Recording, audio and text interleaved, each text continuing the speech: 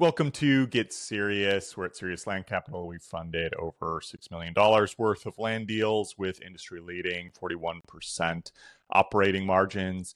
So today I wanted to comment a bit on, even more of a mainstream phenomenon about, the Claude code, how, nifty that has gotten for, creating almost any type of application you could think of, especially for personal use, and also approaching business and enterprise use as well too. So I've lightly commented on this over the past couple weeks, like how again, just AI progress going at the probably faster than any of us can really fully keep up on, and even the frontier engineers are struggling with this as well too. And I know I had wrote in Serious News, our weekly newsletter, over the past month-ish, roughly, where as far as AI disruptions go, the typical SaaS platforms and business models are probably at the highest risk of being more significantly disrupted, because again, I credit Section AI, which to me is the best enterprise-focused newsletter and organization just as far as overall AI training for your workforce, where they were just commenting that, again, SaaS companies and tools, really since the dawn of computers, has primarily focused on doing a handful of tasks very, very well, but forcing the user to stay on a certain pathway that the SaaS tool defines. But in the age of AI, when you have LLM models that both theoretically and practically can adapt to the specific needs of each individual user, being able to do anything from the perspective of a software tool becomes the new status quo, or at least where we're heading. And so if your software is not solving a particularly custom problem for a particular business, and that business model and that tool will inevitably be outcompeted. So, just to mention a couple other examples, how we're thinking about this as well too. I was having a meeting with the team anticipated to take over the operations for Land Pricer, and it's really more oriented towards developing or effectively bringing on developer partners at larger enterprises, particularly larger lenders, regional banks and so forth, where we would build out a solution that is 100% specific to that particular company, and then be able to expand to another enterprise, and so forth here. And so the early conversations have been pretty interesting from that regard, because these regional banks or leadership teams recognize the potential of bringing in a software like this, and they're also, lower margin businesses. They want to make their existing workforce more efficient, as well as, reduce the anticipated headcount that they were planning on hiring over this coming year. So it kind of fits within the model that works for them. You have to build these tools to solve a money problem for a business. Again, either by reducing the amount of supply they need in terms of workforce and talent, or other tools and so forth, or just boosting their overall profitability and ability to deliver their underlying service or product. Those are really the two levers that you'd have to pull, either both at the same time or in one individually. And so that's why we're more excited about going after a solution like this, because that fits exactly within what Section AI was talking about. And that really helped evolve my own thinking, even since I had first considered Land Pricer, like a couple of years ago at this point. Even as recent as, 5 or 6 months ago, it was still just much more focused on, our underwriting pathway, in particular for land investing community. And even though there would be certain toggles that you'd be able to use to fit your own specific underwriting needs, like it wasn't going to be a fully custom solution, which I can again just see the writing on the wall that any software company that is going to succeed longer term is going to need to be able to do that. And so I'm more excited about the direction that the operational team for Landpricer is planning on taking this. We have a couple of upcoming demos scheduled over this coming month to take these conversations further here. And while that end user won't be precisely who we imagined off the bat here, going the enterprise route generally is going to be smarter and more sustainable for most business models when you do go forward.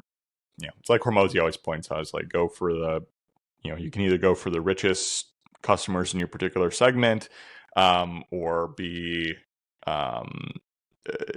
the tool or the service that anybody can afford effectively. So you have to go like either very, very low volume, high ticket, or super low ticket that everybody can use. But if you're in the middle, that's where businesses go to die. I was having a conversation about this for I was getting my hair cut at like Great Clips. It was just expanded all over the place in Austin. I was talking about some of these other companies like Supercuts or Cost Cutters have just disappeared, or like locker room haircuts. And I'm not too loyal to the haircut salon. It's like whatever's kind of convenient. But I've just seen some of these haircut salons, some of them really, really figure out how to do this well.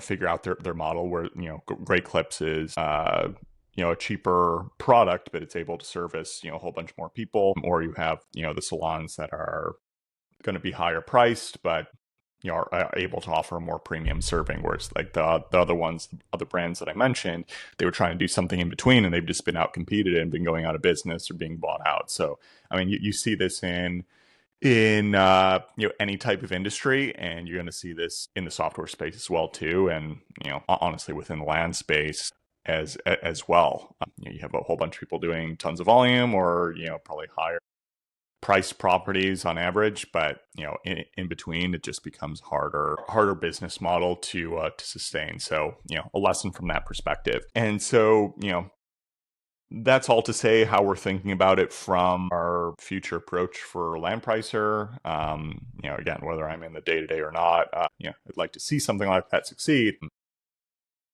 In any case, because still haven't seen any other software be able to do what we anticipate. Being able to customize the exact underwriting needs of a specific company with any type of land portfolio, whether you're a larger lender or a smaller retailer investor. So that's still the goal here. And then subsequently, the other piece to comment on, again, in the advent of Claude Code and some of these really well put together, I mean, you can spend an hour and just, create an entire personal website or what have you, and host it on GitHub and so forth. And you get rid of your own hosting service. Like this is such a disruptive tool that's at the hands of effectively anybody nowadays, which needs very little technical sophistication. And so, I encourage you, and what we're doing internally as well is just looking over our tech stack. And, again, as my business partner points out routinely, it's like, every penny counts, especially in, more difficult markets. He just sees so many companies, again, in a larger hedge fund, and these are companies with, in the hundreds of millions, even billions of dollars of revenue that just get themselves underwater because they just let costs explode without routinely pruning services or, headcount that aren't necessarily needed anymore. And probably the biggest bloat that almost any company will see is just your bringing on monthly SaaS subscriptions and so forth. And so like every single month, we will take a look. What are we still utilizing? What is worth paying for? Can we do month to month versus annual? Whenever possible, unless we're really, really certain we're going to stick with something for at least the year and can get a discount on it. And so, I start looking through, okay, our tech stack here, are there, potential cuts that we can make that might not have even been feasible a month ago. But if we utilize Claude Code to build something even more custom to us that both improves the functionality of what the SaaS software is that we're paying for and also kills the cost, the monthly or the annual cost for what we're paying for some of these softwares as well. Some of them are going to be more difficult, like an open phone or a quote. I might be ignorant to the fact, but I don't think Claude Code could recreate a VoIP SaaS solution at the moment here, or like Zoom, for instance. You're not going to be able to, or even Loom. I don't think that's going to be possible. So some of these are still going to be safer SaaS problems or solutions at the moment, but certainly not all of them, like traveling mailbox and so forth. Like some of these that might have a bit more physical or very, very specific utility that would be, at the moment, hard to imagine a vibe coding taking over. They're again going to be a bit more safe, but I'll look more at like the CRM types. I think CRMs are probably the biggest target. A lot of folks will build up more custom Notion solutions. A lot of the CRMs will plug directly into the various AI LLMs, so you can have more direct control over that.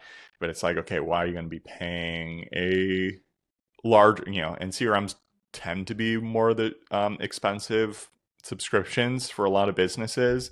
So it's like, if I can just build a more custom solution just through a vibe coding session that fits the needs of our business even more, why are we paying for a CRM solution here? So like that would be a top target to look at. E-signature, for instance, a lot of people use DocuSign. We use Sign Request, which is it's definitely not as good as DocuSign. We've just had so much inertia. We've been using it for years. It services well, but it's like, an e-signature web platform.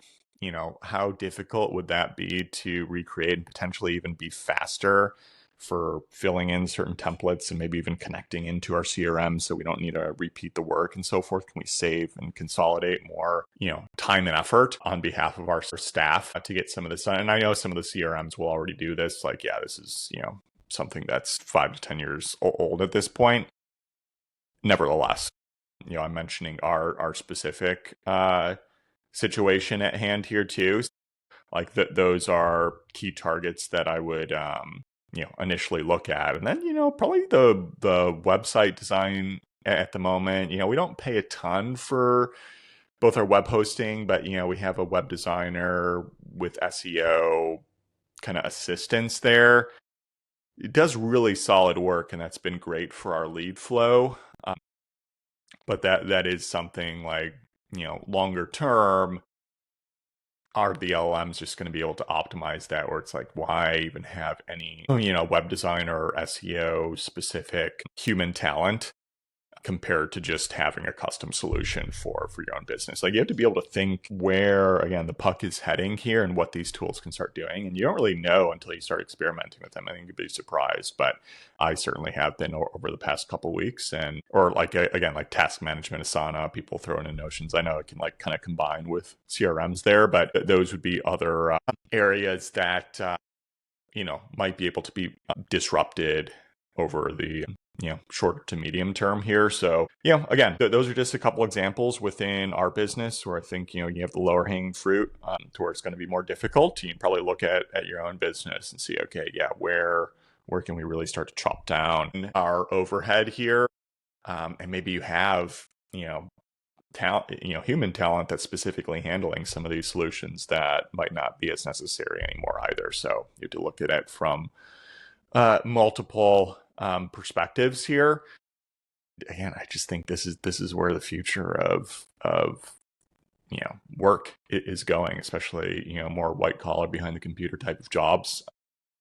Are you ever really going to see larger commercial offices and so forth, and like high monthly rents for prime real estate and like heavier human headcount? Like I think it's going to become even more rare than it had been trending, during and post-COVID. So food for thought there. Hope you found this one interesting. SeriousLand.capital for any of your land funding needs, 50K minimum purchase price.